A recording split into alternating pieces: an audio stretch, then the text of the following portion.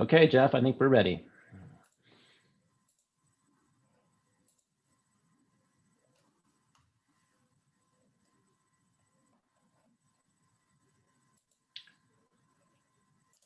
Good evening, our San Luis community. Thank you for being here tonight. We're going to get started in about another minute. We're just going to get a few more people who are joining in right now. So we thank you for your patience.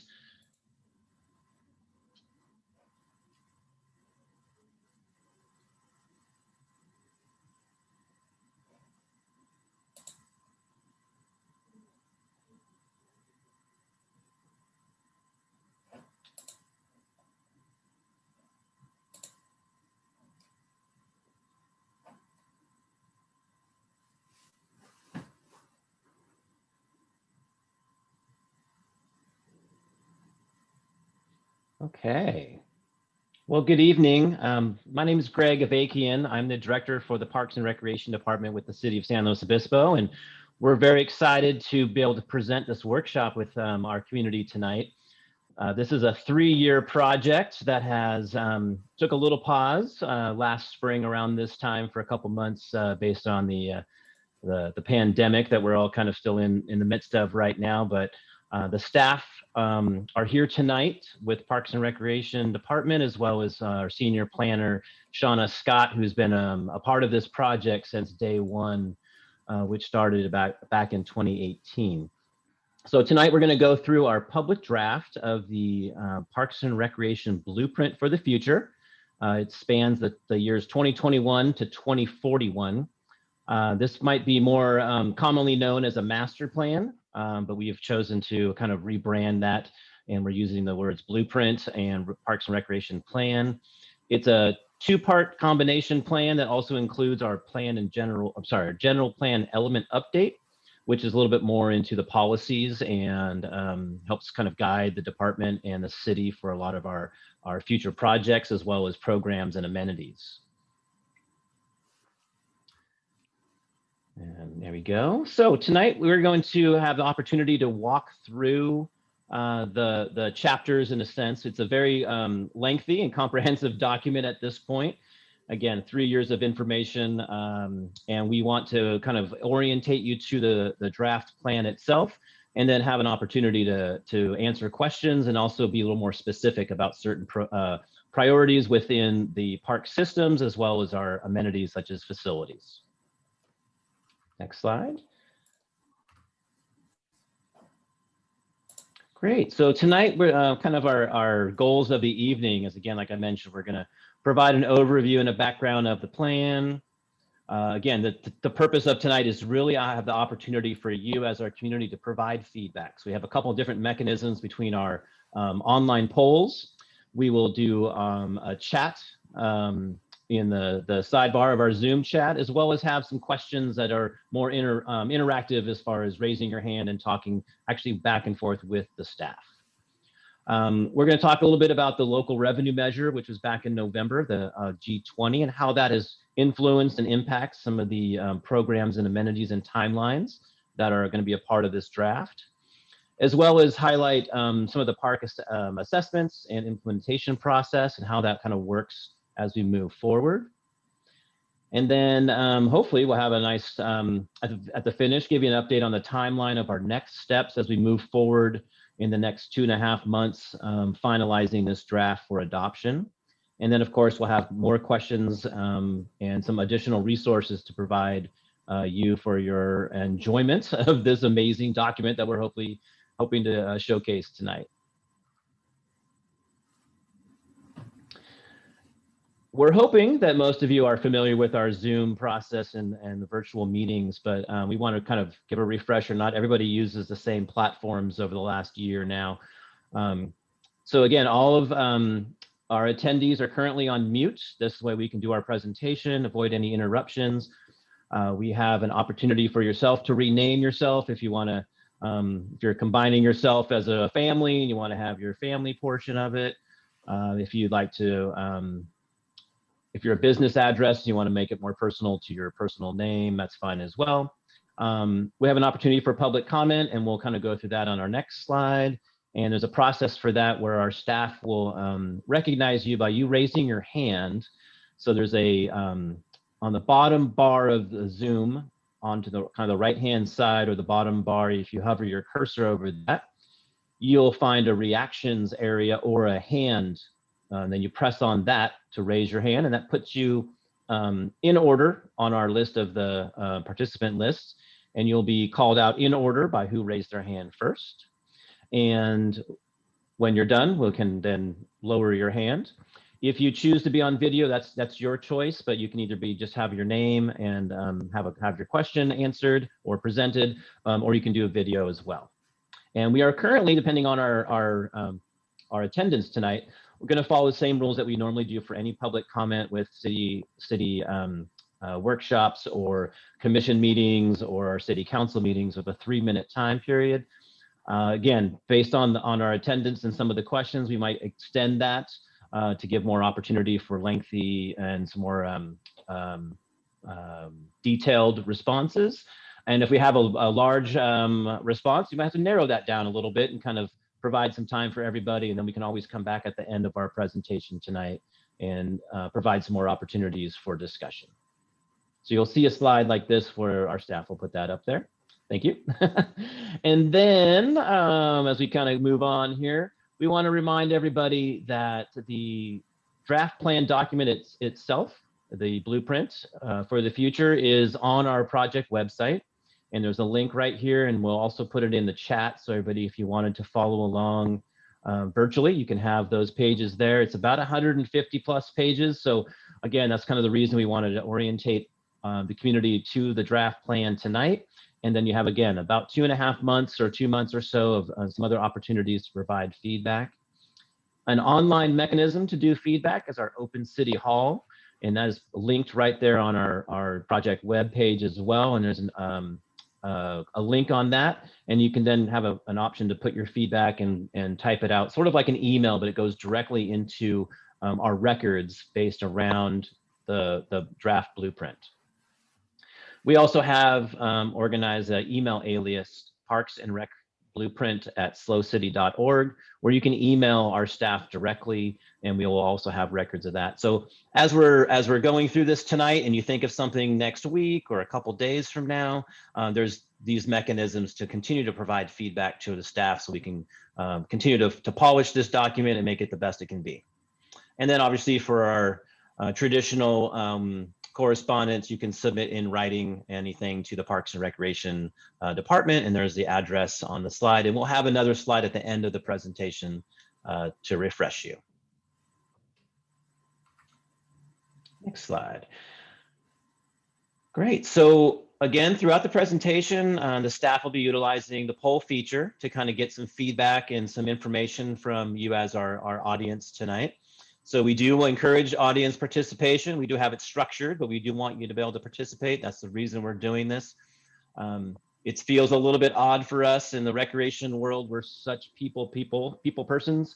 We like to be in amongst our community, and we usually do this at an open forum, either at the Ludwig Center or at City Hall in the council chambers, or even out at a park locations in the past. So we appreciate your patience as we kind of work through this process in this new era, but we do want to make sure that you have an opportunity to be heard and provide your feedback tonight, or again, like I mentioned, through those other avenues to get your content to the staff. So we're going to start off. We have 2 poll questions for you tonight. And the first one, I'm going to turn it over to our staff to put up there on sort of a little background about yourself. So I'll have our staff put the poll up on the screen.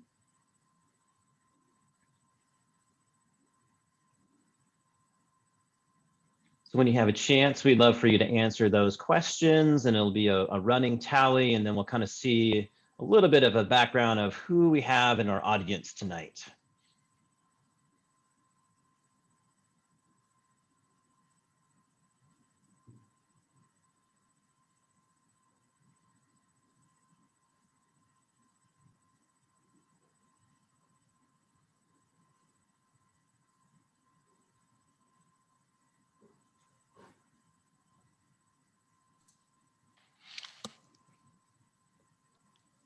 And as we're going through this poll, I see a comment. There might have been there was some music potentially playing in the background. I guess I did not hear that on my end, but if there was, we apologize for that. Okay, so it looks like we've got a nice attendance for our city of our community here. About 77% of our audience is from San Luis Obispo. We have 41% that either work or also in combination work in the city. 9% that live or work outside of the city but recreate here. That's fantastic. So you're using our park systems or our amenities. And this is nice to see. Our Bright Ideas workshop that was held back in September of 2018 that really kind of got us kicked off. We have 36% of our audience that attended that, and 45% that attended our most recent one on June 2019 on our needs assessment workshop. So thank you very much for participating with that. Our next poll is, we're going to go to the next slide, is regarding kind of what area of town that you live in. So we have a map of our city of San Luis Obispo, and we've broken this down into 6 sub areas, which we'll factor in a little bit later in our presentation on how we kind of set up our parks and some of the inventory of amenities that we'll explain in a bit. So our next survey is, our poll is about what area of town do you reside in? So if you guys can all take a couple seconds there and fill that out.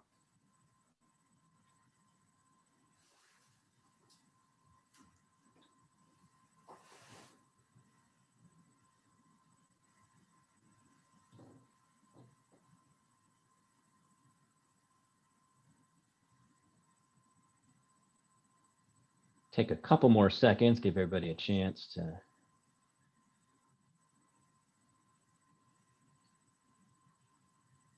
And if you're sort of on a border, you can kind of choose, you know, if you're between 3 and 4, if you're near the Sinsheimer or Orchid area, yeah, you can use your best judgments. We're just trying to get a general idea. So good sprinkling. I like to see that. Downtown in our Meadow Sinsheimer communities, well represented. Foothill, Laguna Lake, and we have 4 people from outside. Fantastic. Well, again, we really appreciate being here tonight, taking your time for your evening to join us, and we will stop sharing that poll, and thank you very much for participating. Okay, next slide. So as we kind of move through the evening tonight and start presenting some background information, as well as focusing in on certain park areas and certain facilities, we'd really like for you to have these kind of 4 questions in the back of your mind as you kind of hear from the staff and you're reading the slides and you kind of have your own opportunity to go through the draft plan itself. And does the draft represent our community as a whole, and kind of tell the story regarding the needs of our community? Is there more that the draft plan can provide to incorporate our diversity, equity, and inclusion within the park systems, some of our programs, our facilities? Is there anything missing that we have kind of missed a little bit, or we just maybe didn't go quite as far in depth that might be of interest to you or interest of others? And then really, does the draft plan represent you and your interest, your family's interest, your personal interest? Does it represent you? Is there a section or a chapter, a portion of this plan that definitely speaks to you and fulfills what we want to do for the next 20 years as we kind of continue to move forward? So at this point, I'd like to introduce Shauna Scott. She's our senior planner. And again, like I mentioned earlier, she's been along with us on this ride since the very beginning 3 years ago. And we give her tons of credit and amazing work that she's contributed to our department and for our city. So at this point, I will turn it over to Shauna as she does our presentation. All right, thank you so much, Greg. And it certainly has been my pleasure working from community development with our Parks and Recreation team. I'm going to get and start off with a background of this process so far. We really kicked this process off in March of 2018. And through March of 2018 to August of 2019, we conducted a lot of community outreach because we really wanted to hear from the community, what their thoughts were about the current parks and recreation system, and then what they really wanted to see for the future of parks and recreation in San Luis Obispo. We started off with some foundational stakeholder interviews and then held our Bright Ideas pop-up events throughout the community where staff went out with the blue Bright Ideas bike and just asked a couple of questions of community members who took the time to respond. Really, what do they love about parks and recreation today, and what do they want to see in the future?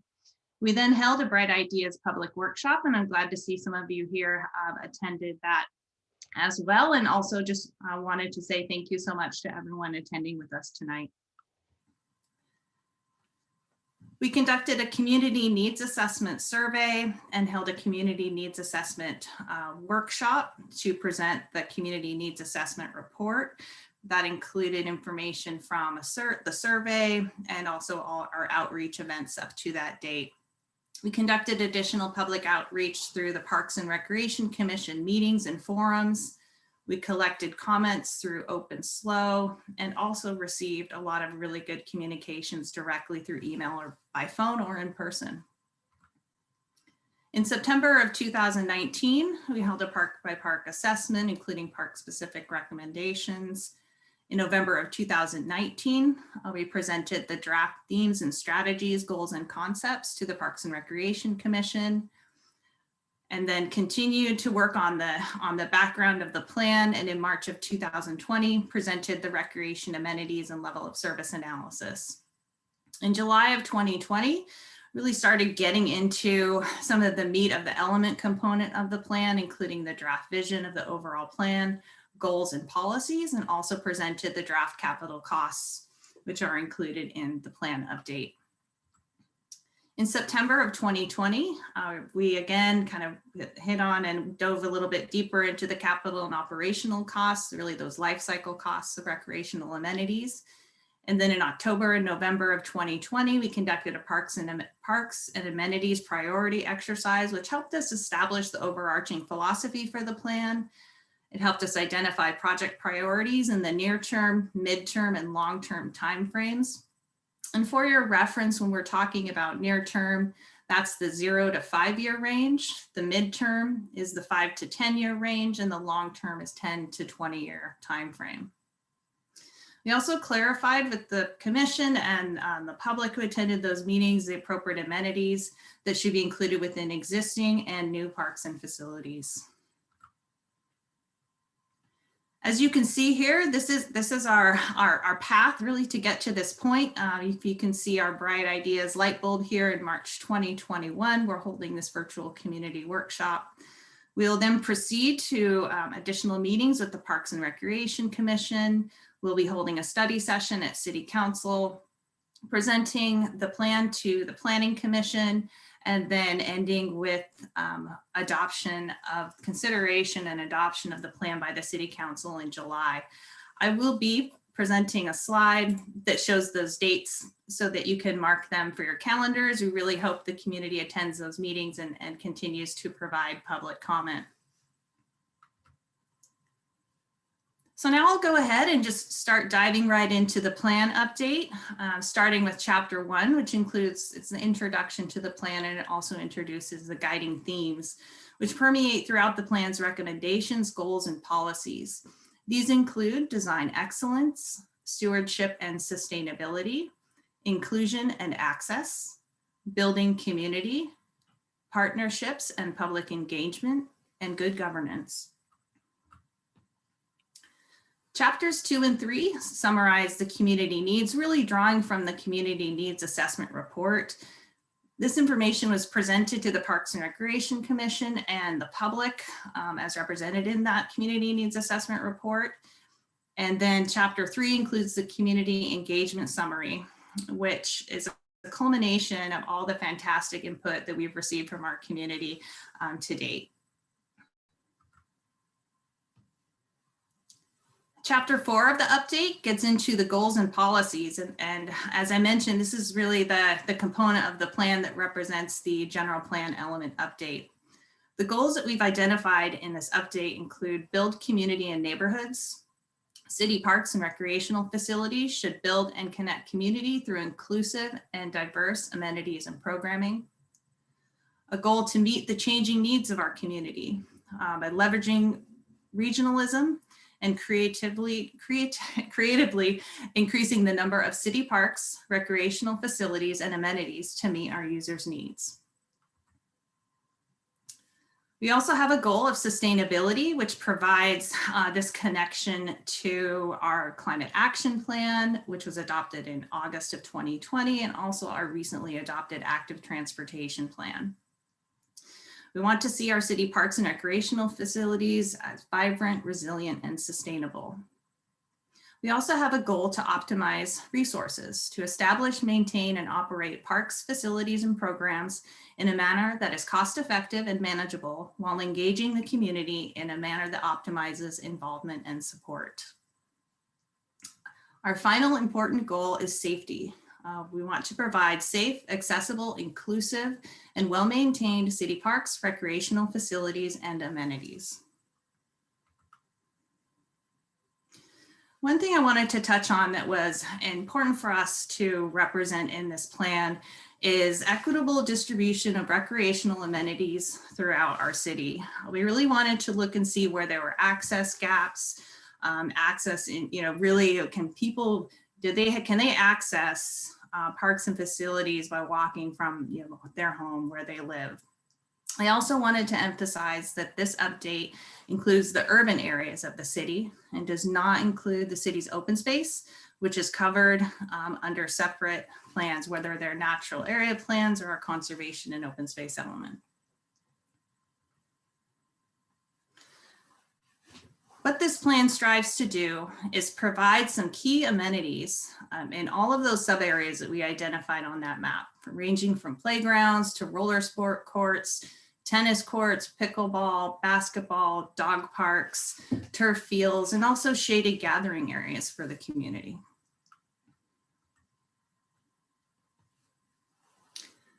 The plan includes over 50 policies in this document. I would love for you to all read them all and provide comments on them. Tonight, I'll be going through each goal and summarizing those policies that are identified under these goals. Under the goal of build community and neighborhoods, we've identified park classifications and acreage standards for parks ranging from community parks to mini parks. Park access standards, as I mentioned, we have a policy to provide parks and amenities within a half-mile distance or approximately about a 10-minute walk for all residents. We have policies for improvements to existing parks and facilities, including incorporation of new amenities in those parks. Policies to support new parks in existing neighborhoods, and also implementation of the parkland and amenities that have been identified in our adopted specific plans, such as the Orchid Area Specific Plan, Margarita Area, Airport Area, including the Avila Ranch development, Froome Ranch Specific Plan, for example. We also have policies for specific amenities and some programming policies as well, specifically related to the senior center and also provision of childcare. Connecting to our active transportation plan, policies for sustainable transportation access, in addition to policies for joint use facilities, such as youth recreation, supporting activities and programming for at-risk youth, and also childcare. We also have our public art program covered under the Parks and Recreation Plan and cultural expression. Under our second goal of meeting the changing needs of the community, we have policies that address the community demand and the prioritization of facilities and amenities as the needs of our communities change. Identification of improvements and programming at Sinsheimer Park, Laguna Lake Park, Mitchell and Emerson Parks. alternative programming at Laguna Lake Golf Course, such as disc golf or picnic days. And we'll dive into that a little bit more later in the presentation and ask you some questions about that. Policies for Jack House and management of the Jack House and the Jack House Gardens, expansion of programming and services based on changing community demand, evaluating programs and adapting them to those differing needs, continued support of community-based enrichment childcare, provision of active recreation for seniors, and looking to our existing and new parks to make sure they're inclusive and accessible for every member of our community. Our next goal is sustainability. And this is really to design our parks and facilities for non-vehicular access so that somebody can get to a park or a facility without having to get in a car. We have policies to preserve and incorporate natural features, including integration of our creek system and the urban trails associated with that creek corridor through our city. Designing and maintaining for carbon neutrality consistent with our adopted climate action plan. Designing parks and facilities for resiliency in our changing climate, and also policies for water efficiency, pollutant control, use of recycled water, reduction or elimination of chemical use, and also looking to our parks as great sources to expand our urban forest and looking to the types of trees for our community, including low allergen trees, and also identifying tree species for to maximize carbon sequestration. In addition, use of recycled materials and management of green and recyclable waste, and also using our parks and facilities to provide public education opportunities and to showcase sustainability efforts.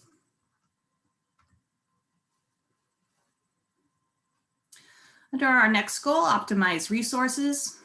We've identified policies to provide downtown public spaces consistent with our approved downtown concept plan, activating our parks via programming and community events, making sure that we're publicizing recreational opportunities so that the community knows what's available to them to participate in, coordination with other recreation program providers to reduce redundancy, continuing to maintain our high quality programs, and enhancing our internal work order management system for park and facility maintenance. Under our final goal, safety, we have policies to enhance public safety in our public parks and also to provide safe and sustainable access consistent with our adopted active transportation plan. At this point, Greg, I'd like to just see how we're doing on time. If this might be a good time to take a break or if you'd like me to continue. Great, Shauna. We're about 30 minutes in, so I think it might be a good idea to keep going into our next chapter, and then we'll look for a natural break, maybe about 20-30 minutes from now, and do a 5 or 10 minute break, and then we'll return. So let's continue on. Great, thank you. So now I get into the really the meat of this update, and this is really, I think this is a really fun chapter. This is the implementation chapter of our plan. This lays out what San Luis Obispo needs in terms of recreation amenities. It provides a framework for where to locate those amenities in existing and future parks, and also identifies those near-term, 0 to 5 year, mid-term, 5 to 10 year, and long-term, 10 to 20 year projects. This chapter translates the recreation amenity standards tied to our level of service standards to the projected need for additional and future amenities. It links the needed park amenities with park sites where those amenities would be best suited to fit local needs, and also defines the 3 tiers of park improvements. So tier 1 is really maintaining what we have, our current parks and facilities. Tier 2 is improving what we have. And tier 3 are the visionary aspirational projects and new opportunities. The Chapter 5 documents the potential improvements at each park where those visionary changes are needed, identifies the acreage of new parkland where we should look for additional future park sites within those sub areas that we showed earlier on the map, identifies the costs of park improvements, and includes a funding strategy for capital improvements, programming, maintenance, and operations.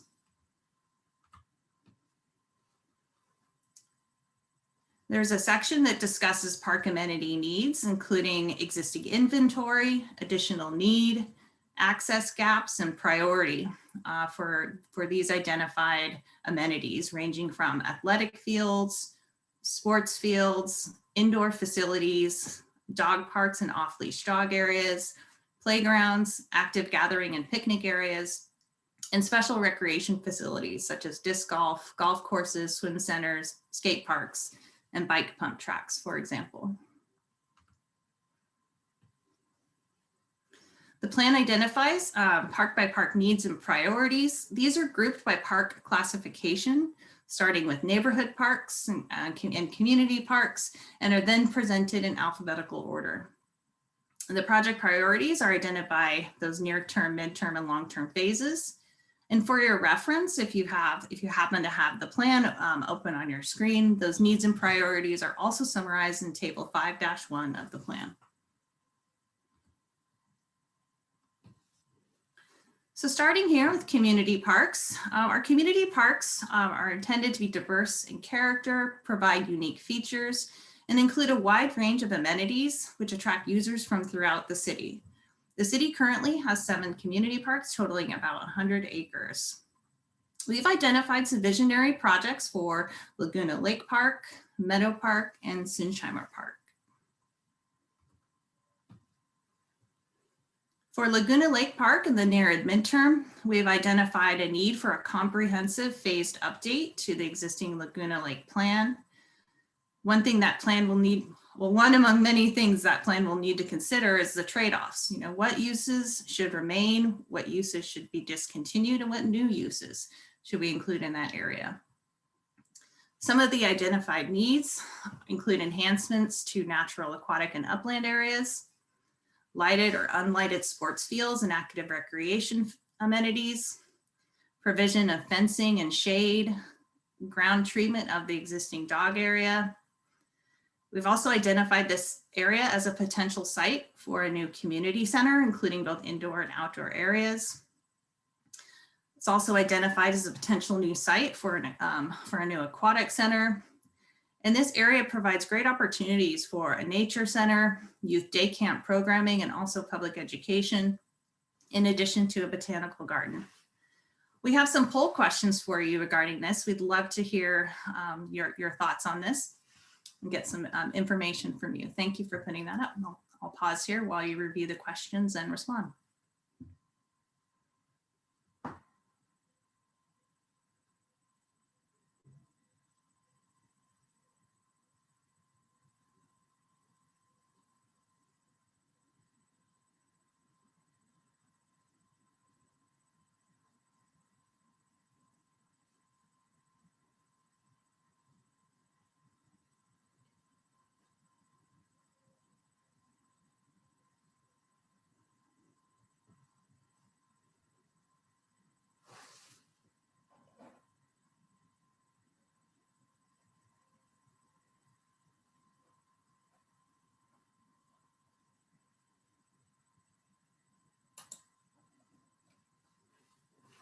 All right, so far we have about 60% voting. I'll give it another few seconds.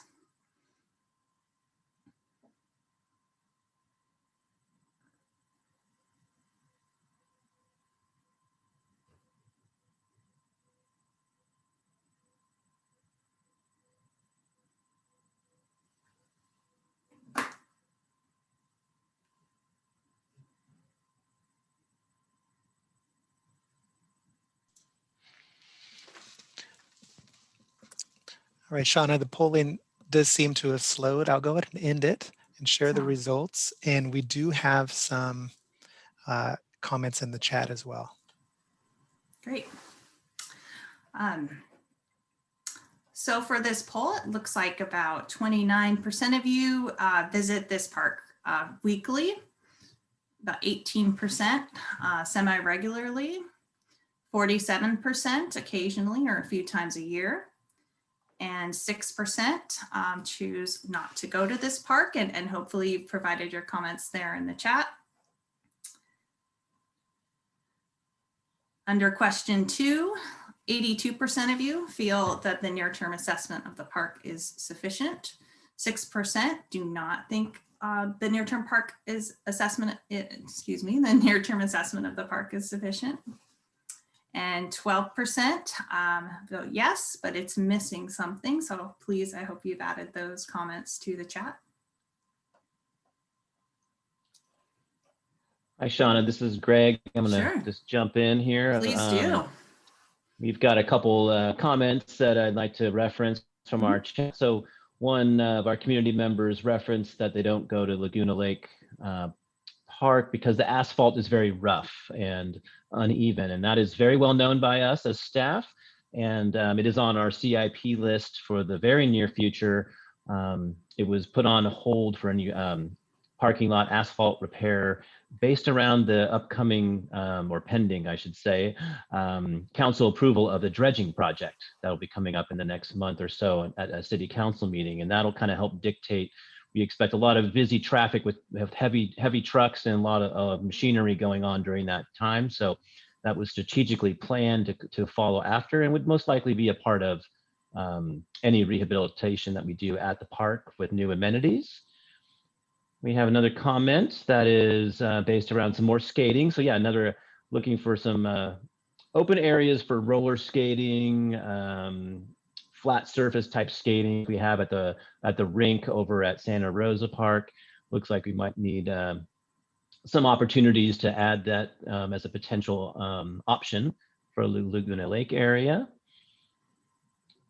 And we have a dog park. Comment basically around the fencing in and kind of enclosing that off so we can have most likely some small and large dog areas, as well as a little more containment for the dog community and our canine friends. Great, I think that's some good comments. So yeah, everybody's learning quite well how to do our polls and use our chat feature. So we really appreciate that. And again, we are recording both the polls and the chat will be recorded for our record, so then we can transfer that into our notes and utilize that to add and amend anything within the draft plan itself. So we appreciate that. Thank you, Greg. I'll turn it back over to you. All right, now moving on to Meadow Park, which includes the center located there and Exposition Park. In the mid and long term, again, we've identified a need for a comprehensive phase plan for this park, increased programming, inclusion of some synthetic turf, reconfiguration of the fields, improvement of the walking paths and the fitness equipment, expansion of the playground, including a new dog park within this area, consideration of design for community events, and also provision of increased shade. And again, we have some poll questions on this park as well. So thank you, Jeff, for putting that up. Again, we'll give folks a minute or so to review these and respond.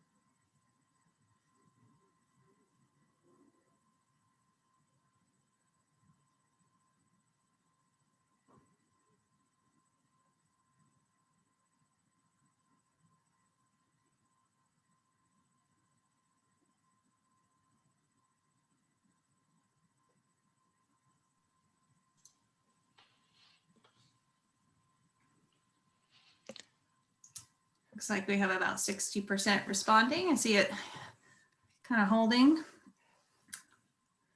All right. So what we see is that about 25% of you visit this park frequently or weekly. 13% visit semi-regularly, about once a month. 56% visit occasionally or a few times a year. And 6% of you choose not to go to this park. On to the second question.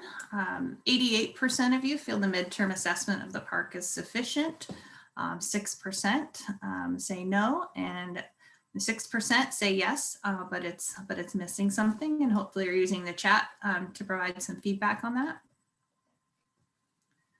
And then question 3 regarding the long-term assessment, similar results here. 88% say yes, 6% no, and 6% say yes, but the assessment is missing something. And so, Greg, I'll turn it over to you to let us know what you're seeing over in the chat.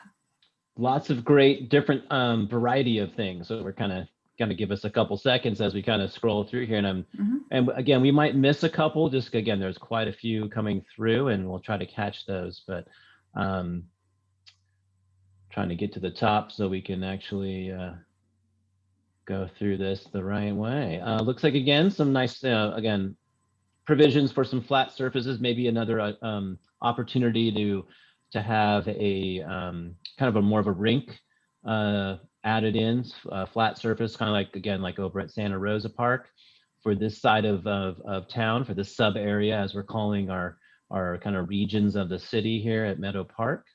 Some more potential for some dog area, because again, this would be serving another neighborhood. It's well represented, by the way, as our first poll showed that we've got quite a few residents that are in this area of town here tonight. Looks like, yeah, and as far as the Meadow Park building itself, the kind of Meadow Park Center has a strong history. It was a kind of a daycare childcare facility early on. It's been used for rental use. It's been used by Park and Rec staff for, again, camps. And it has a great opportunity to potentially, as we mentioned here, is it redesigned? Is it expanded? Is it retrofitted? Or is it completely demolished and we build something new in its place to kind of, again, serve the needs of this portion of town as a community center, teen center, multi-generational center? We have all those kind of options that we can explore with a revitalization of this area.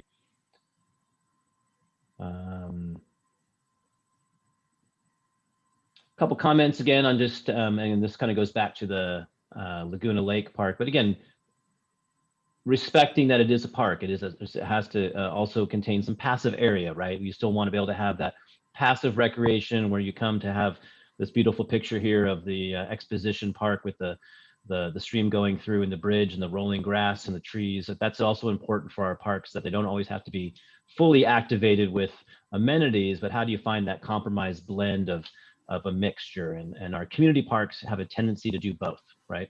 So if you think of Santa Rosa, you think of Sinsheimer Park, and currently Meadow Park, that is the proper way to really design and kind of meet the needs if we have enough space.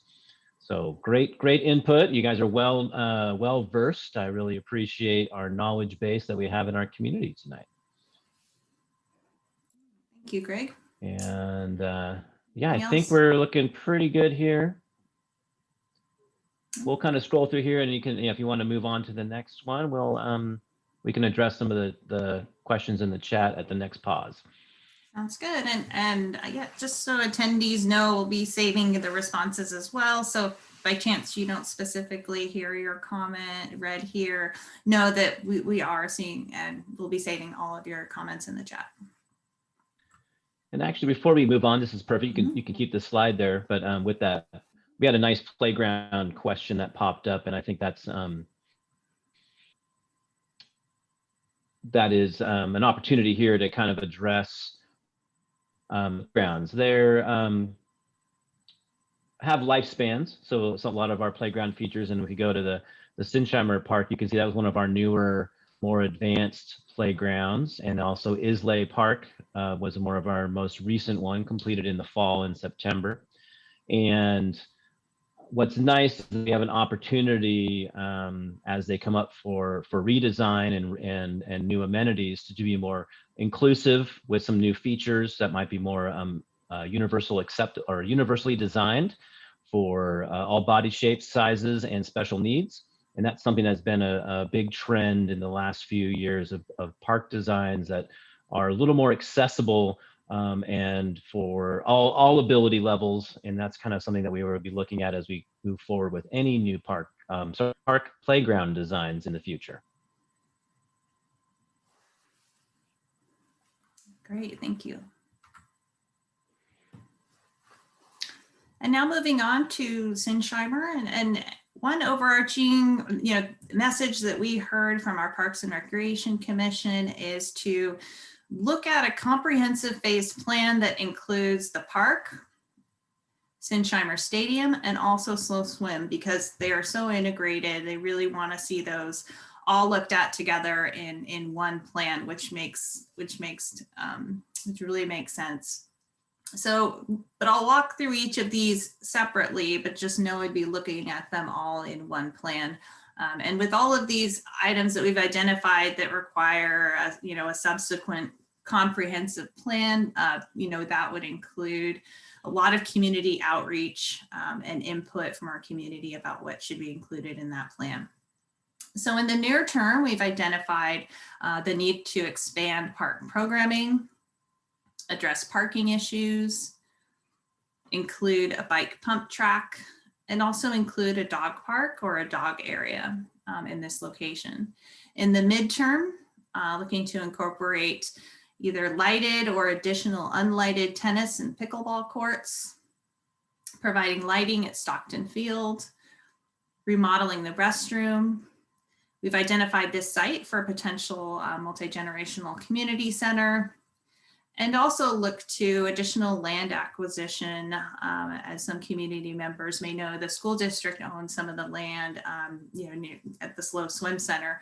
So looking to acquire some land and discuss with them opportunities to provide some better circulation and other improvements to this area. Oh, actually, hold on, Jeff, I'm gonna, I think, go through a couple more slides here. There we go. So for the stadium, I'm looking to replace or upgrade the lighting and the play surface, potentially with artificial turf, provision of a multi-use playing field with year-round programming, and in the mid and long term, consideration of renovating or demolishing and reconstructing the facility to serve as a multi-use sports and community event space, and also provision of expanded seating and auxiliary space. At the Slow Swim Center, we've addressed a near-term need to address parking capacity and access. In the midterm, deck replacement, and also improvements related to accessibility, specifically related to the restrooms, the bathhouse, the path of travel, the pool deck, and the bleachers. And in the long term, looking to redesign or expand the facility, provide additional shade, lockers, and bleachers, expansion of the therapy pool, and possibly adding a new pool. And with that increased capacity, expanding programming. And all right, Jeff, we're ready for the poll questions on this site. Thank you. Again, I'll give you all about a minute to review these and respond. And please also use the chat as well to provide additional feedback.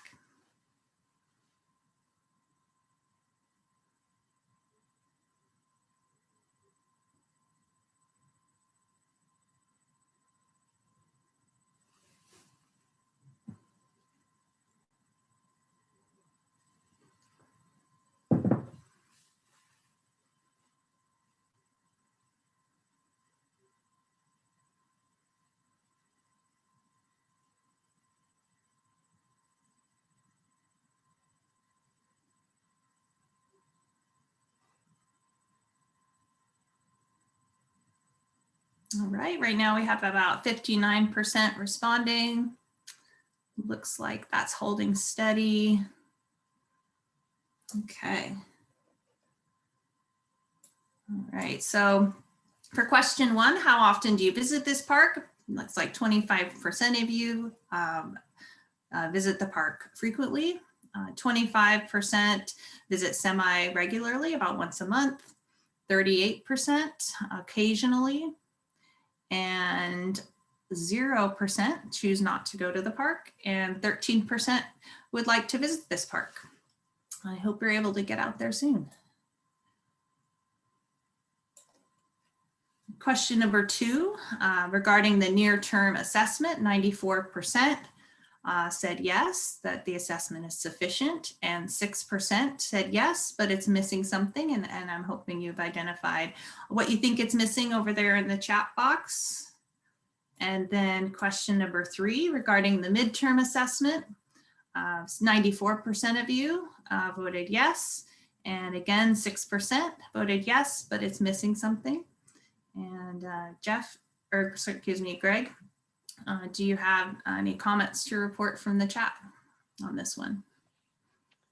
Doing a little catch up. I apologize. I might see if you can continue on as we kind of, or take a pause. I think at this point we've got quite a good chatter going on here, which is nice. But again, trying to stay on top of a live action here as we move along.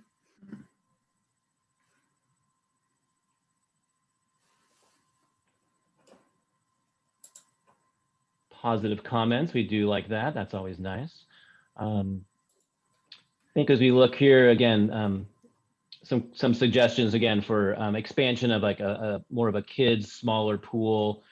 Currently we have the therapy pool, as we all know, is the only real shallow water right there, and that is definitely something that we've aquatic staff have been requesting for quite a while, as well as our community, and that's something that we are definitely looking at for sure, because that is a major feature of family and community rec swim, and also swim lessons in that opportunity.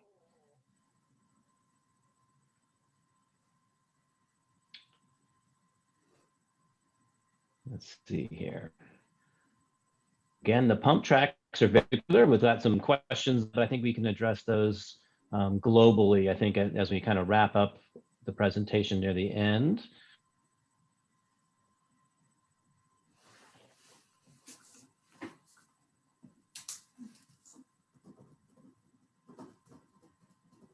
Okay, well, I'll turn it back over to you, Shauna, and I'm not sure if this is a good natural break for like a 5 or 10 minute break for everybody to kind of get some water, or a quick bio break, or just kind of stretch, and then we can resume, or if you have another slide that you'd like to move forward with first. Could be a good breaking point before I get into the neighborhood parks.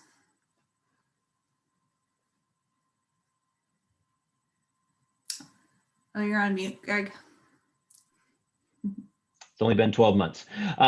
Let's return, if everybody wants to return at 7:05. We'll take a 7-minute break, because I know everybody has lots of things that they'd like to do probably this evening as well. But let's we'll resume at 7:05, and we'll head into the neighborhood park section of our plan. Thank you. Thank you.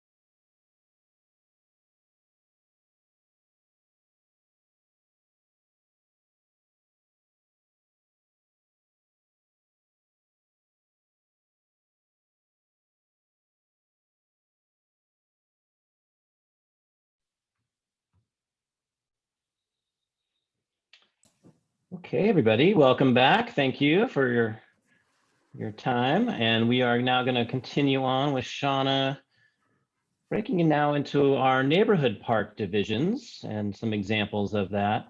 And before we move on, I just kind of want to, again, remind everybody that um, the near term, midterm, and long term, those are ideas that are recommendations based on the needs of the sub areas, the current inventory that we have, and that's based off, again, square footage of parks or the amenities.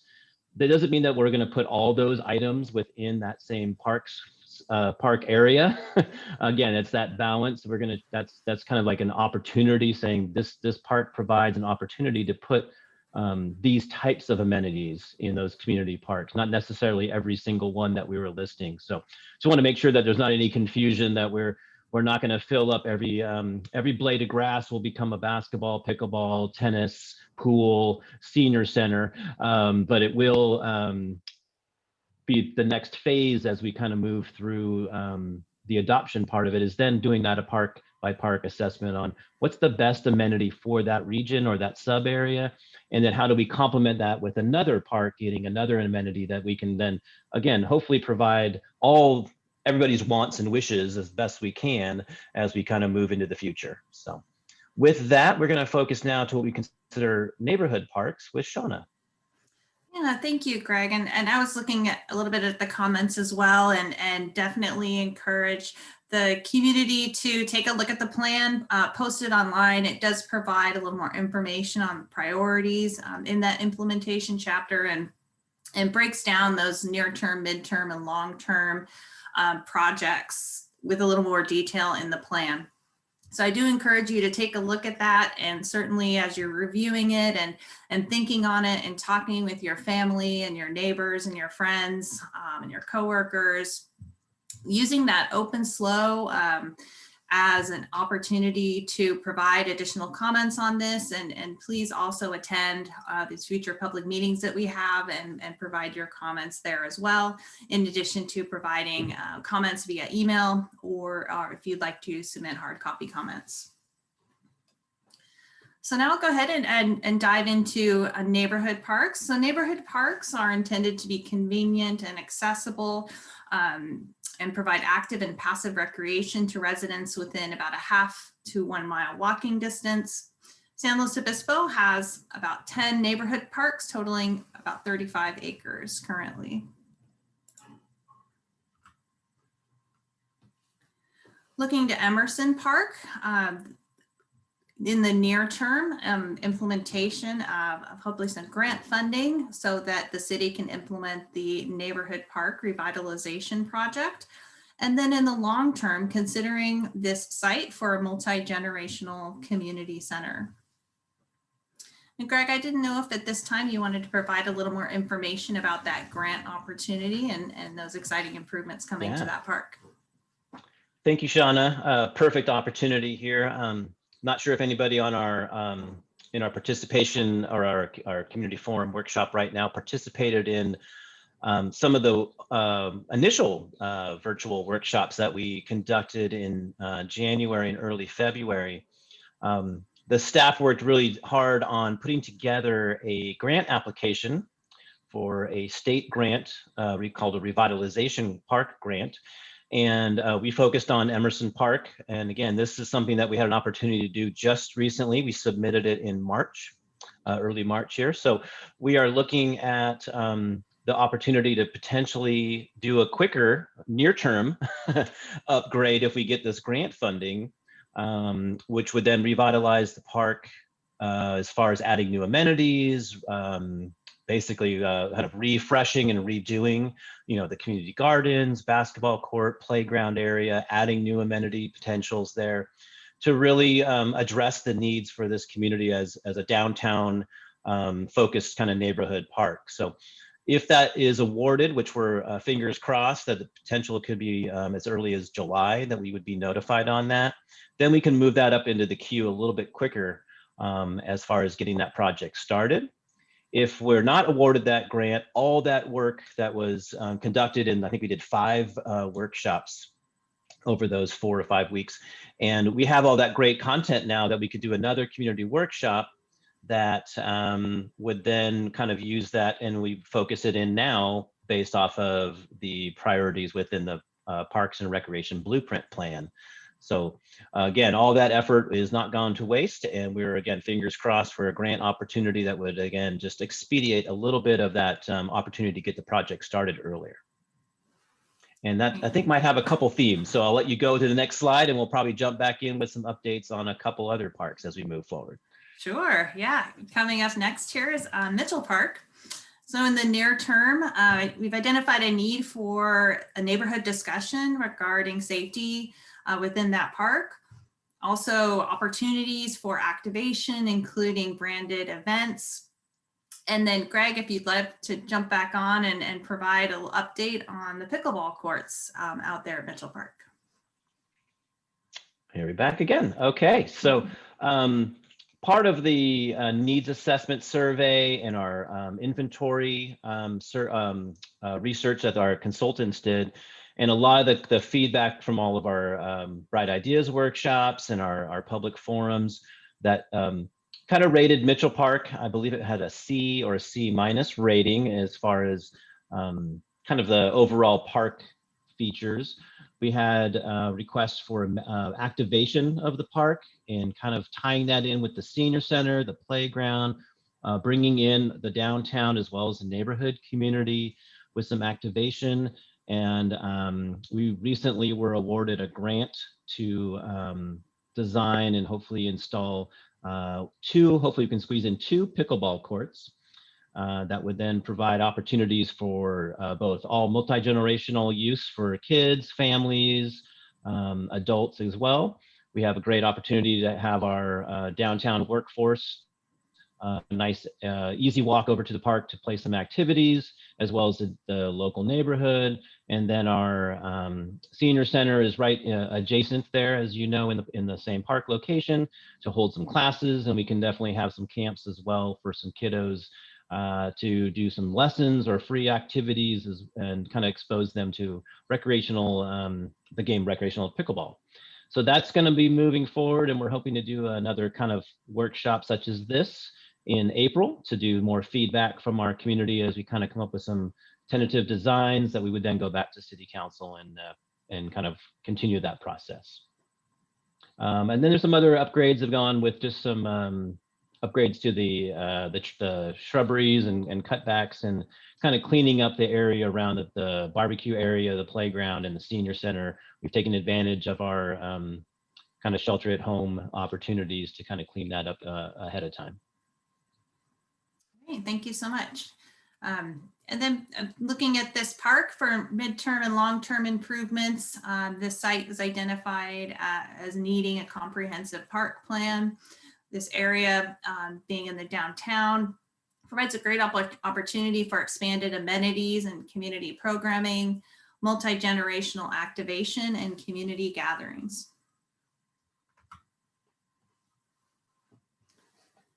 At Chang Park in the near term, we've identified a need for some spatial redesign for safety, visibility, and activation, and also additional downtown activation and programming. And again, on this one, Parks and Recreation has been busy, and there's an additional update on this park as well in response to the comments that we've received through this process. So all your comments have all been great.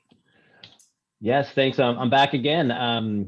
We were very fortunate. Again, this is kind of a gateway corner for the downtown area. And with Chang Park, we were able to secure some CIP capital improvement project funding about a year ago that we could start doing a project as early as this spring to kind of get a head start on what we found out through our needs assessment and kind of some the community workshops and feedback. So we're very excited to do a little revitalization and cleanup. We're actually working with the original architect, Alice Lowe from Cal Poly. She's still in the area and lives here, so we've connected with her, and we're doing some preliminary design concepts over the next month or two, and we'll kind of move that forward. Most likely, some design and work might be as soon as summer, but not any before that. But yeah, we're excited to kind of get a head start on that opportunity to bring kind of really recognize the integrity of the culture of this park, and we want to be very mindful of how we redesign or enhance that with some of the new features. So we're excited to have Ms. Lowe be a part of the project. Great, thank you. In our downtown area, Mission Plaza, in the near term, I'm looking for some ongoing programming and activation. Maybe some of you have taken part in some of the social distancing events that have been going on in the Mission. This Mission Plaza has an adopted concept plan, and so our plan just really seeks to follow that concept plan that was reviewed so carefully by the community, and just needs to be implemented. Moving on to recreation centers and facilities, I just wanted to provide a little background. So these types of facilities provide organized, programmed recreation, such as the sports activities and soccer events that occur at the Damon Garcia Sports Complex. And they also provide opportunities for multi-generational community gathering and support. Looking at the Laguna Lake Golf Course in the near term, looking to enhance community events, assess the finances of the course as a city resource, provide some alternative programming. And we've also identified in the near term a need for some creek rehabilitation and restoration of the safety netting. And then in the mid and long term, preparing a facility plan which addresses irrigation, utilities, grounds, the clubhouse, and some additional programming. And we do have a poll question on this one to see what types of alternative programming you'd be interested in. So question one, how often do you visit the golf course? And moving on to the assessment questions, we'll give you a minute to take a look at those and provide your comments.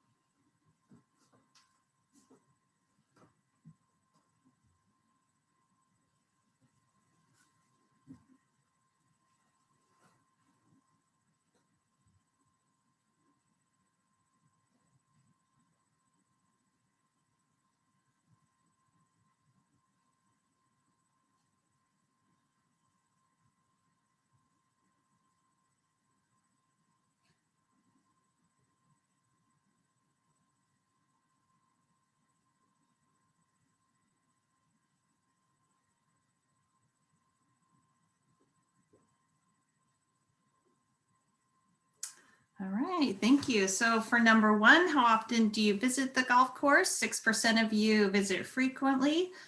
6% visit semi-regularly, about once a month. 35% occasionally.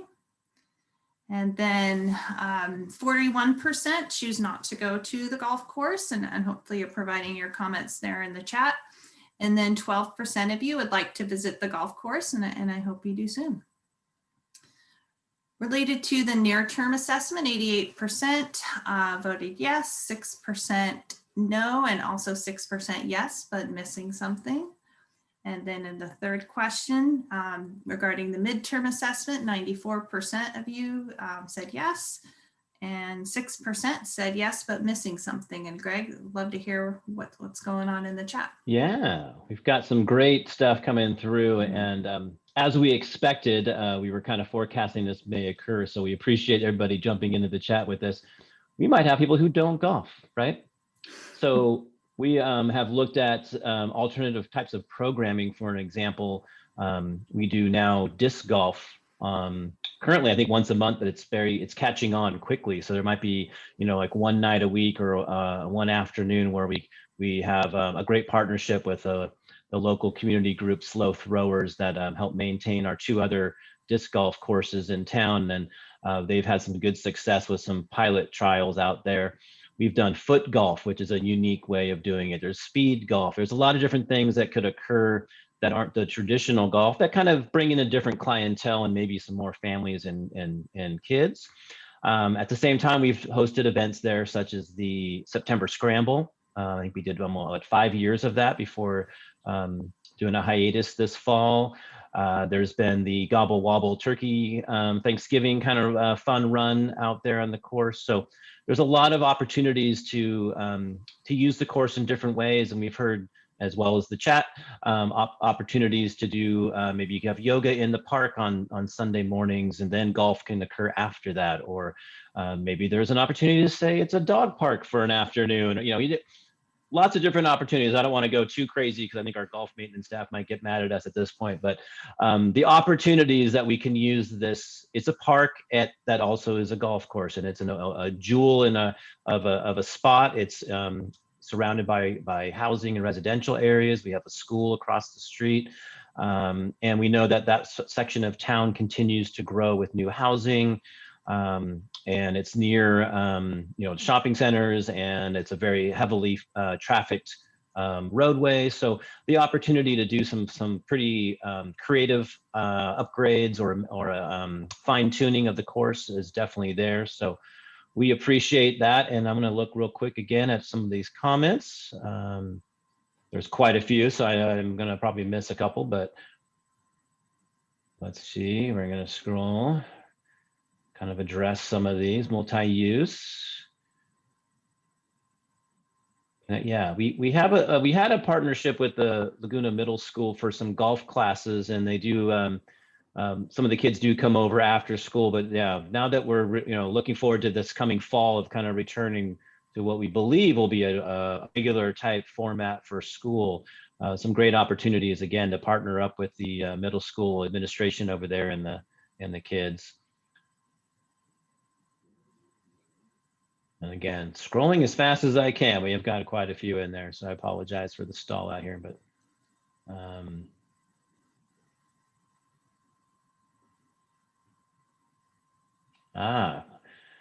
okay. Well, I will turn it back over to you, Shauna, and we can again make some notes and address some of the questions that we may have missed or some. Thank you, Greg. Moving on to the Ludwig Community Center. In the near term to midterm, I've identified a need to plan to accommodate indoor recreation and create a vision for a multi-generational community center, possibly at this site. This could include replacement of, demolition and reconstruction of the existing structure, or relocating the community center to a new site, such as Laguna Lake Park or Meadow Park. We've also identified opportunities to consider renovation for staff offices and or relocation of the senior center to this site, and to provide some after-school childcare.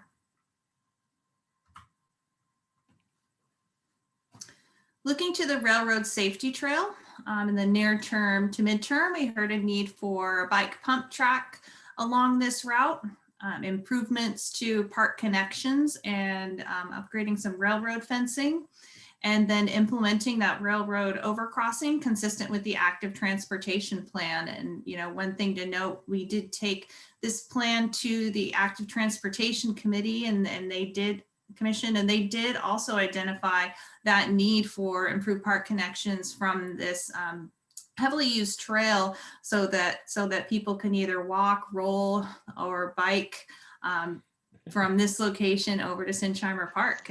And Greg, if you have something to add on this, please jump in.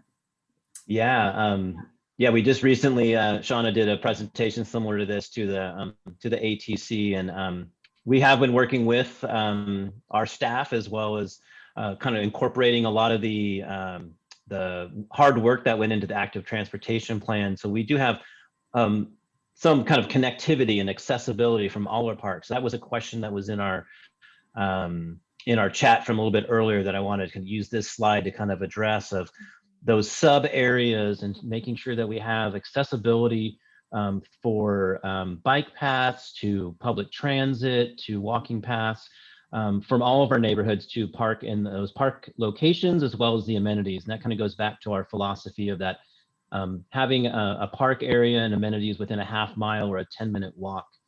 We've done really well with our open space and trailheads, almost accommodating almost exactly that in a circumference of a half mile to a mile that you can get to a trailhead from any section of town. And we have that same philosophy for our parks and anything that's new in our new developments, we kind of have that focus. And we know that the railroad safety trail is a pretty heavily used and hopefully will increase with the Rigetti Ranch Work It area expanding, and that will connect to that neighborhood. We are most recently are going to be able to connect it to the kind of the California kind of Cal Poly neighborhood, which then we can hopefully then connect towards the Foothill and Anholm area. We've got a lot of different kind of a symbiotic relationship in a sense with our streets, bike paths, and our active transportation committee that will help kind of put all this together. And as we mentioned with our Sinsheimer Park, there is a kind of a connectivity issue to get through the park system itself as you kind of go from a parking lot roadway into a walking kind of park path, and then it goes down to the railroad safety trail. So as we kind of look at future development and future amenities, those are all considerations that we'll have with that lens of incorporating the ATP with our plan as well, and hopefully kind of find that sweet spot of where it making that connectivity with the new bridge proposals and all the new access points from our new developments. Yeah, thank you, Greg. And I also wanted to note here, our current plan identifies a bike pump track in this location or in other locations in the city. And we did hear through, as we were getting this plan out, that, you know, some people want to also see these pump tracks for skating as well, you know, and we've seen examples in other communities where they have, you know, a pump track that really suits anybody on wheels or, you know, any kind of, you know, wheeled activity. So we've definitely heard that and would love to hear more from the community if that's something they'd be interested in. Yeah, we actually have a couple comments in the chat that got skipped, but we have a reminder here that, yeah, this example in the picture is a dirt track. The one in Morro Bay that we may be more familiar with in our area is also a dirt track.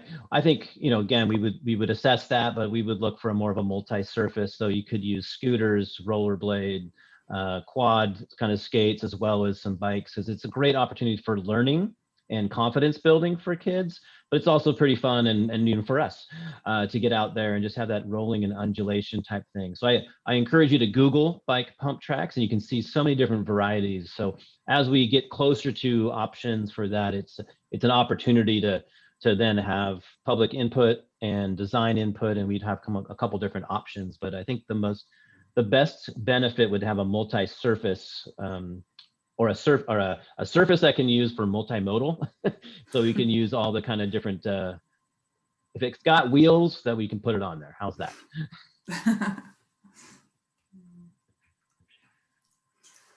All right, and now the SLO Senior Center.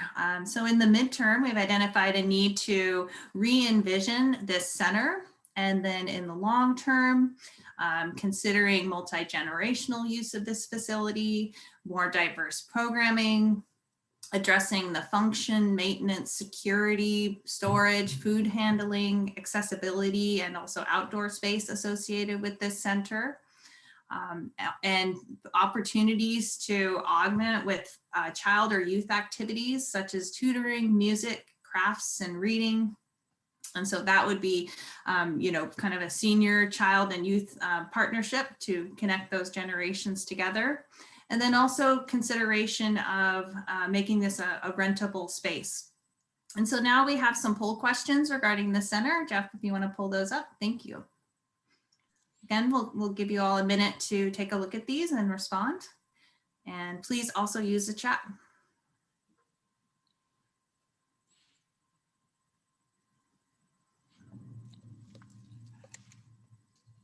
This is more of a targeted poll, so if it does not apply to you, please answer accordingly.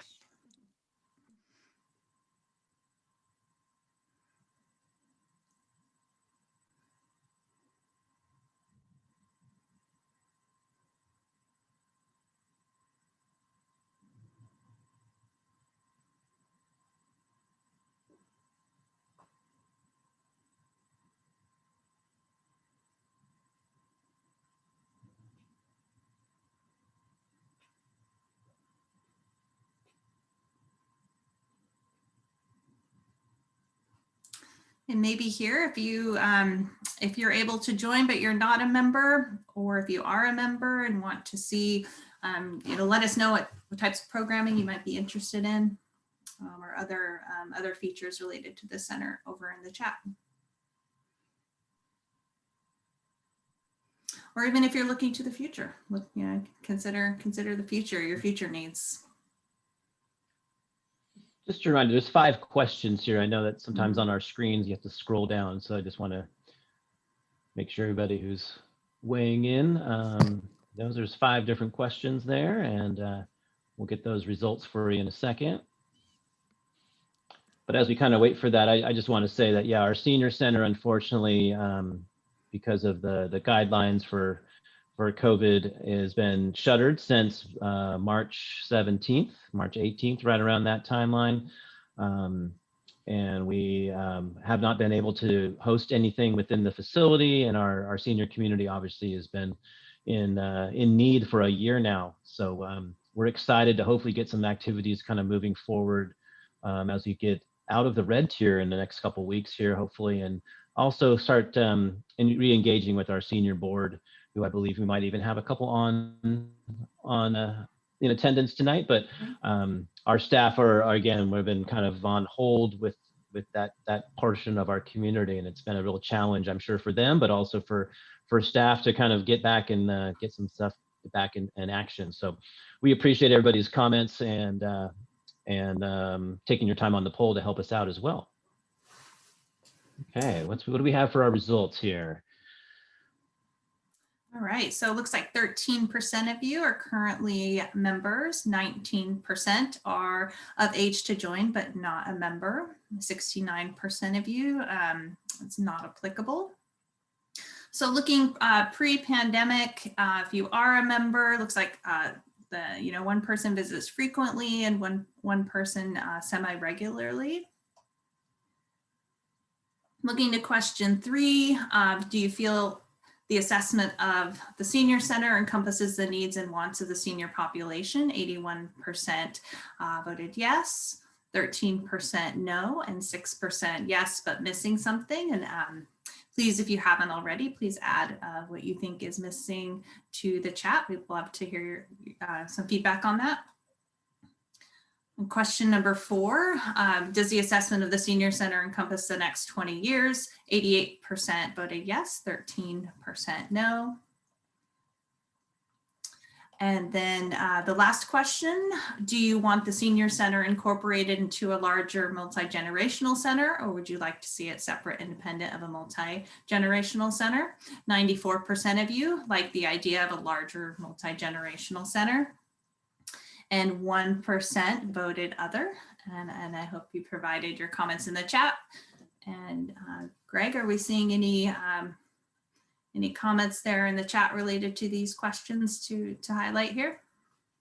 Just a couple great comments. That opportunity for a multi-generational facility, which is definitely a trend in the recreation community services world, of being able to offer multifaceted spaces within a community center. So you have seniors, you might have teens, you could have some younger children age groups that can all be there at different times or mixed together. And there's been some great success with those types of programs where you're having, again, multi-generations all together, sharing their knowledge and kind of really becoming a strong community. And I think we've got a varied older adult population that are very active, to some that love to play games and cards. Others want to do crafts and some cooking. And a true community center can encompass all those different things within one. So I think as we kind of look again at the plan in detail, making sure that it does kind of speak that language, so we can as we move forward into the mid and long-term possibilities for what that looks like to support that population, that we are thinking a little bit larger than our traditional settings.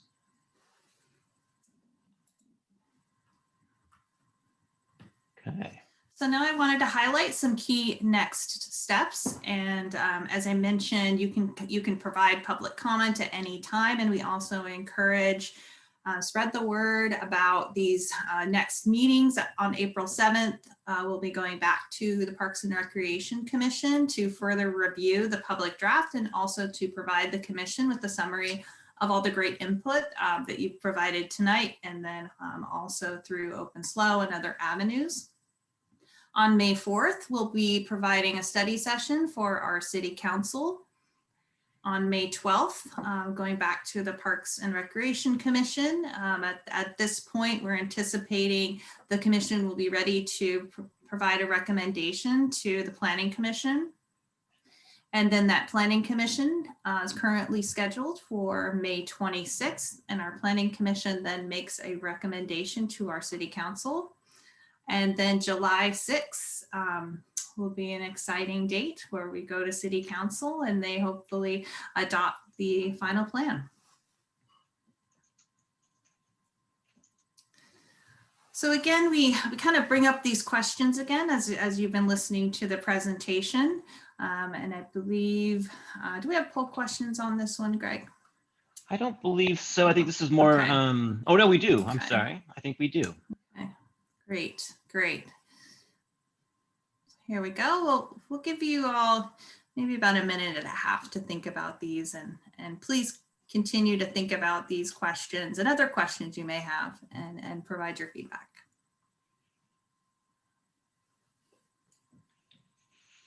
And as you're kind of going through those, we'll be kind of finishing up another slide or two, and then we'll be able to open it up for just general questions specific to your interest or anything we may have missed, and kind of do our traditional public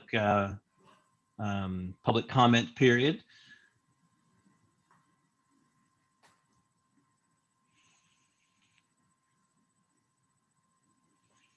And like Shauna stated, these kind of the questions as you get a chance to really dive into the document, or have some more time to talk with neighbors and friends and family. Again, we have lots of opportunity to provide more feedback through the open City Hall, through our email alias, to really, again, and also we have some of those key dates that were up there for the PRC meetings on April and May, as well as the council study session on May 4th, to continue to provide feedback. And again, as we continue to polish and make sure this draft plan really speaks for the future for our community.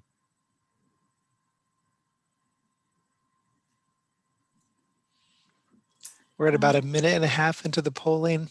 It's stalled at about where we've been all night. For those who did choose other, there's a link there that is in the chat. It's easy to click and provide your feedback.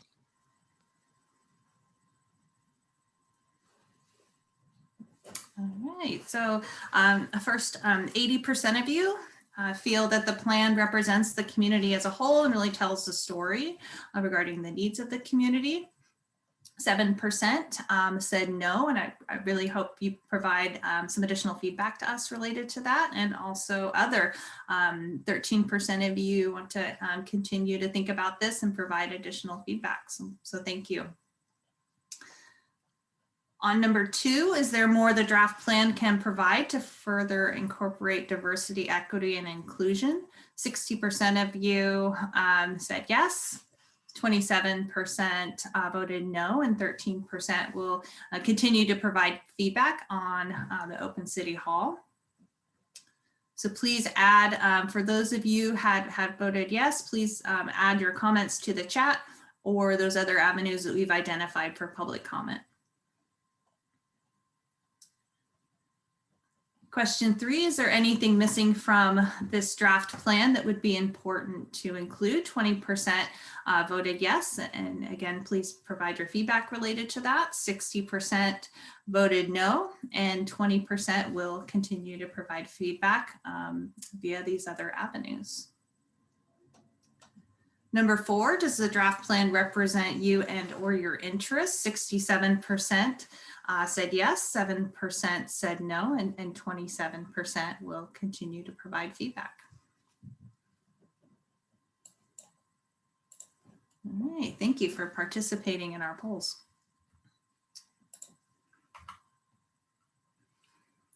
So now we'd like to kind of turn it over to if anyone would like to provide public comment. I believe you're welcome to, you have your video on or not, and then just make sure you are unmuting your microphone when it's time for you to speak. So Jeff, maybe if you want to provide let's actually go to this slide here. So here are some instructions on how you can do that. I wouldn't be able to memorize this off the top of my head, so I appreciate this slide. Yeah, as Greg mentioned earlier, a lot of us are familiar with Zoom this year. If your client is updated pretty recently, there's a reactions button at the bottom there where you can find the raise hand option. If you're on mobile, you'll press the more option on your device and the raise hand option will be there. If for some reason you don't have it on your device, please let us know in the chat that you'd like to speak and I can unmute your microphone. I'll offer you to unmute it and you'll be able to unmute yourself. But as of right now, we don't have any raised hands yet. The chat has been very active tonight. We appreciate that. Jules, thank you for raising your hand. I will offer you to unmute your mic and you can do so when you're ready. Hi, can you hear me? We can hear you. Yes. Okay. I just had a question about how much, and I only started to skim the draft plan, so it may be in there, but how much have you looked at the most popular recreational activities for all the low income, minority, and BIPOC groups in the city, and then bringing more of those activities in for equity?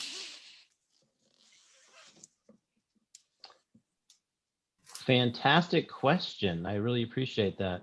To be honest, I'd say we have not done due diligence to this point to really try to address those types of needs. I think we have a certain population that's maybe more vocal that we definitely heard from or have been able to be have accessibility to provide the feedback during the needs assessment surveys and some of those workshops. But I believe over the next couple of months, it's really important that we do get out there, especially with the schools being back in session. We have an opportunity to again, have those touch points with a lot of our community that might not feel comfortable or have that ability to join in on a Zoom meeting such as this, or get to our offices because we've been closed, basically for 11 months. And that's an opportunity for our staff to get out there. We have our childcare, we have our swim programs, and we have a lot of our youth sport programs that are have an avenue to kind of reach out to that population that we can kind of see what their needs are. I think that's a great idea. I really appreciate that comment, Jules. Thank you, Jules. Let's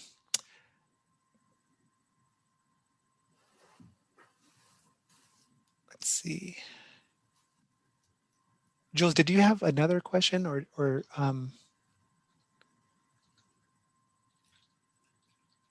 are you able to lower your hand, or do you have another question? I'm going to let you unmute.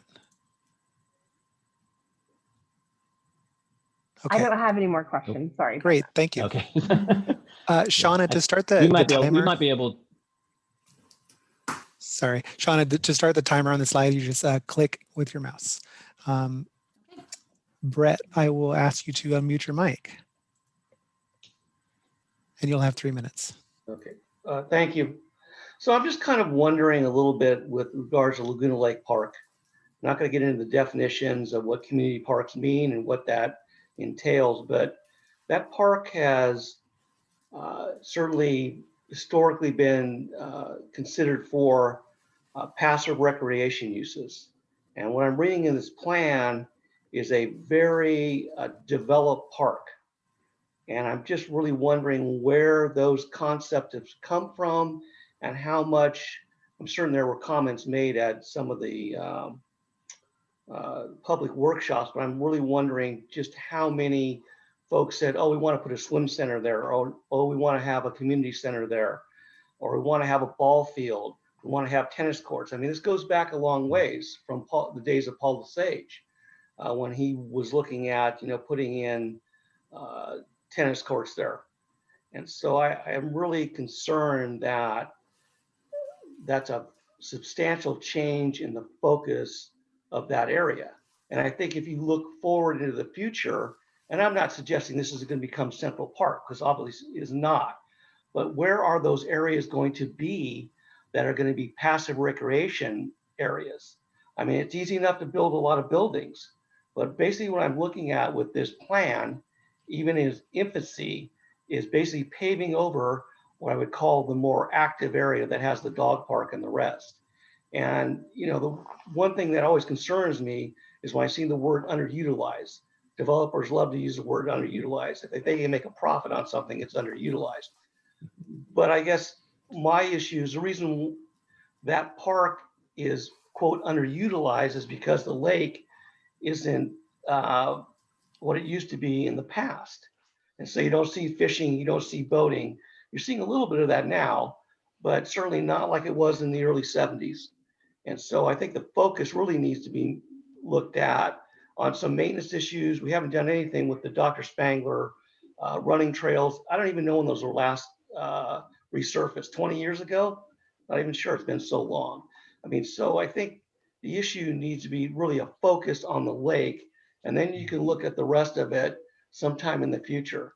But I don't really think this is the time to be saying, oh, we're going to change what was the 93 master plan and create this active park with all these amenities and pave it over. Thank you.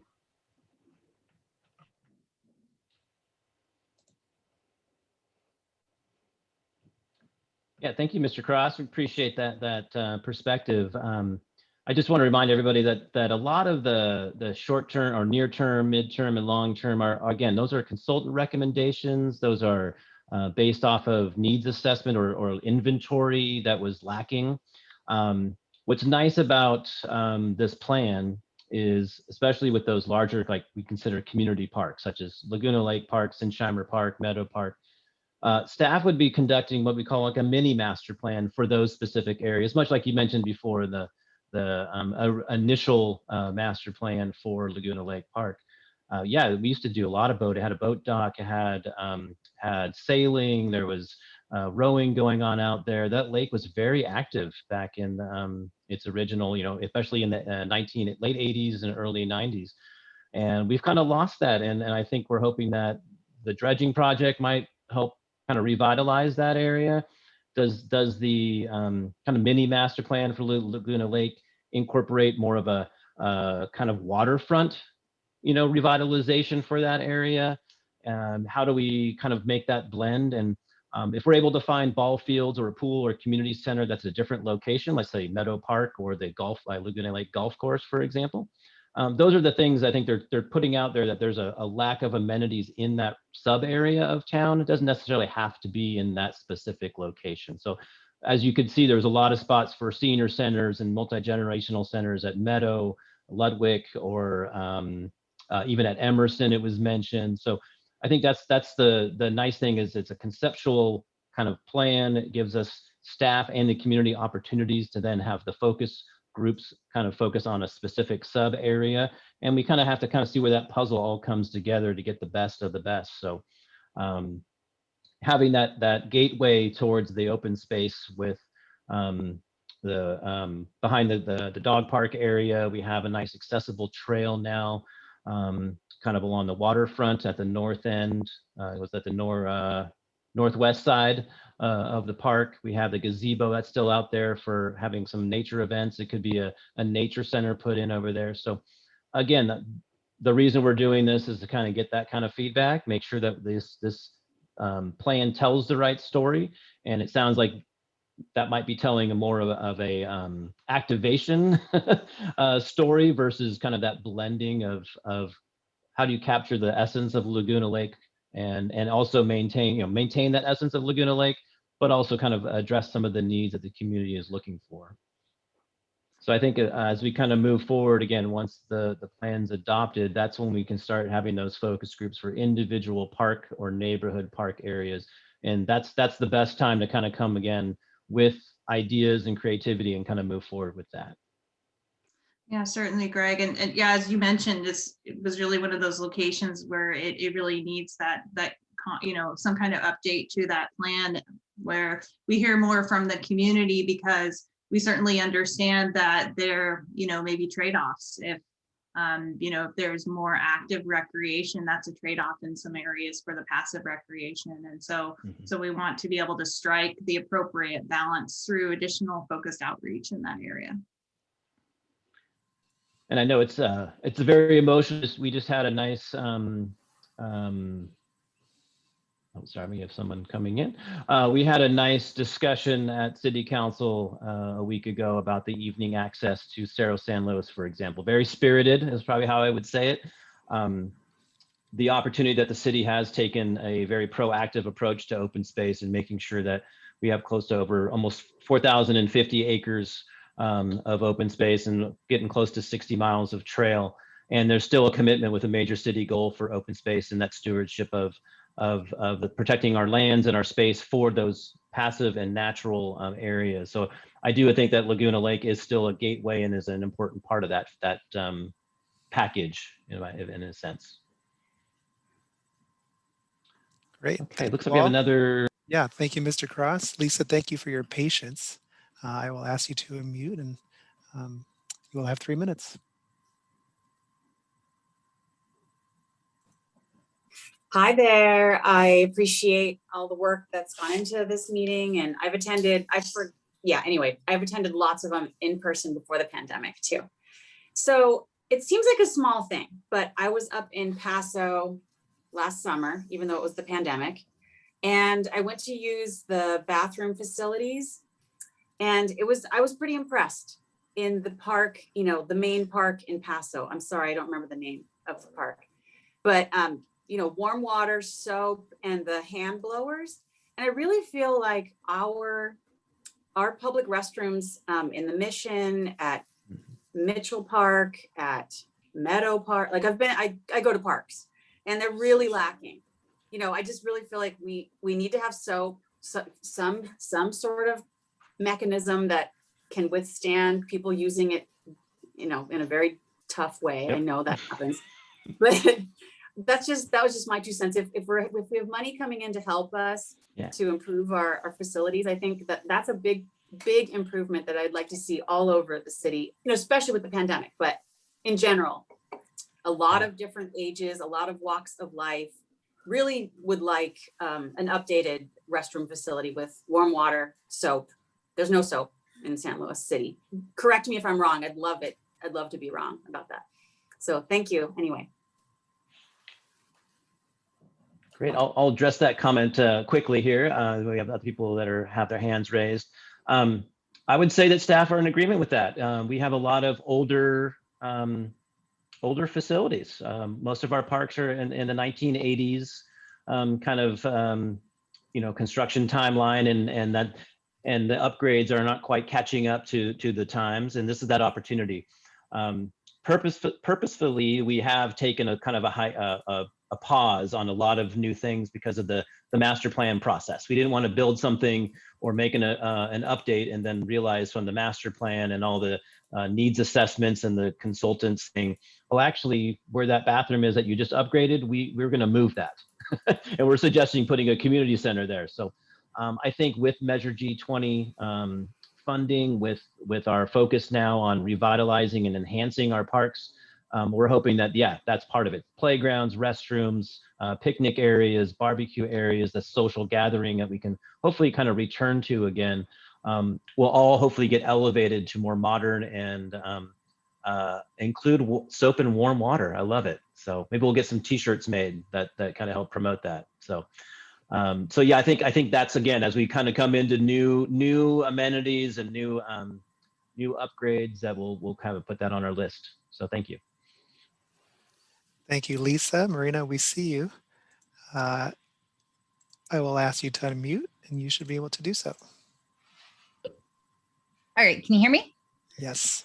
Okay, great. I just kind of want to bounce off what Lisa said. When we're looking at doing that bathroom revitalization, I am one of the coaches for and the president of Slowco Junior Roller Derby, and we use that rink every Sunday. Would there be a way to put a bathroom closer to that rink? Because it's really difficult. We have kids as little as 4. and the only bathroom is that one that's pretty far away over by the playground. So just if there's some way when the things go in that direction of revitalization and looking at new bathrooms, maybe one over by the fields and the skate park would be really helpful. That's all I wanted to say. Yeah, no. And that's the thing. Yeah, we're recording this. We're putting our notes on this. So yeah, we didn't really talk a lot about Santa Rosa Park because it has quite a lot of features already, but it does need some upgrades in certain areas. So yeah, we'll have our staff put that on the list and make some notes on that. So thank you. Thank you. We don't see any new comments or people wanting to make questions in the chat. I don't see any hands raised at the moment. Okay, well, let's put our key steps back up there. Thank you for that. Just to remind everybody again, opportunities. Our Parks and Recreation Commission monthly meeting is on April 7th. We have some in attendance tonight. They were listening in on this, and that's our advisory body that assists staff in our kind of our procedures and our protocols, and some hopefully guiding this. They've been a part of this process since 2018 as well. And we'll have an opportunity to kind of debrief and kind of share some of these notes and how we would incorporate them, and also hear from them because they've been able to listen to all your comments. They've been able to read your comments. We'll provide them with an updated notes. Any commissioners that weren't available, we'll send them the recording and have them with a summary of that as well. And then another opportunity obviously is the study session that'll be at the May 4th City Council meeting. That's about, I think it's a 90-minute presentation, a presentation plus Q&A. So we'll walk through some of this. It won't be exactly what we've done tonight, so it won't be quite as rehashed, but we do have to present the plan to City Council. So it's really a presentation to them, but as always, there's public comment opportunities. And so if there's anything that we may have missed, or again, that you want to emphasize, that's a great opportunity again. And then we kind of move into kind of gathering all that content and reformatting the current draft and updating it and really preparing it for Planning Commission as well as formally in July to City Council. So again, if we go to the other slide that has our, I think it has our links again. There we go. Perfect. Again, so if you want to review the document in more detail, the link is there for the project website. Again, there's two versions. There's the actual draft document that we kind of walked through tonight, and there's about 250 so pages of appendices that has cost estimates. It has the whole inventory. There's links to our needs assessment survey. So it's kind of all that back end support. It's got mapping and on there. So if you really want to dive deep, you can do that. And then again, opportunity for providing more comment and suggestions through the Open City Hall. And that's a great way for us to, again, to compile all these different avenues of information to put in there. And then again, we have our our blueprint email alias at parksandrecblueprint@slowcity.org. And I just want to say thank you to everybody who has participated and joined tonight.